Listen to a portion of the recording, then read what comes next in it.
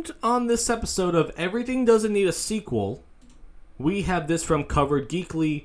James Gunn provides disappointing update on Brightburn 2. He says Brightburn 2 is no longer happening. We don't really need a sequel of everything these days. I know every movie coming out this year, though, is essentially just a sequel, a spin-off, or a remake, but they're not really that good. They don't look good at all, though. Roadhouse remake was terrible. A Quiet Place Day 1 looks terrible. So where is their metric? The Marvels was the worst box office performance of the entire year. Aquaman 2 flopped in the box office. I mean, you really can't go around and show me a sequel that realistically did well. So Brightburn 2, I don't think it would do well at all, though, because as soon as it would be announced, I'm like, well, they're probably going to kill this franchise, because other than Lord of the Rings and Star Wars, original Star Wars, George Lucas Star Wars, okay? Other than those, they don't really turn out that well. The Rocky franchise lost a little bit of its luster.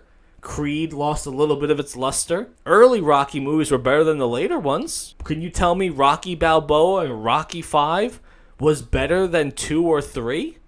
No. It seems like the longer these franchises go on, the worse they get. So maybe it's good we didn't get a Brightburn 2 because Brightburn 1 was so fantastic. In fact, maybe they should be doing what the Winnie the Pooh Blood and Honey people were doing now.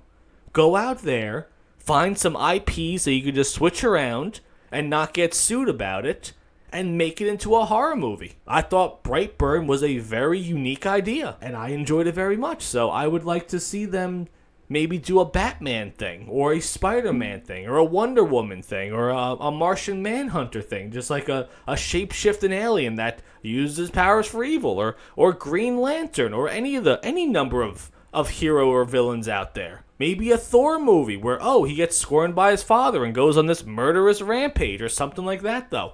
I don't know. I'm just spitballing here, but I think there is some gold in an idea like that.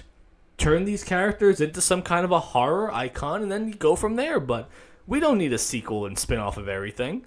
We're not going to get the Brightburn cinematic universe. We're not going to get him teaming up with someone. If anything, they were probably going to turn into a love story, I imagine.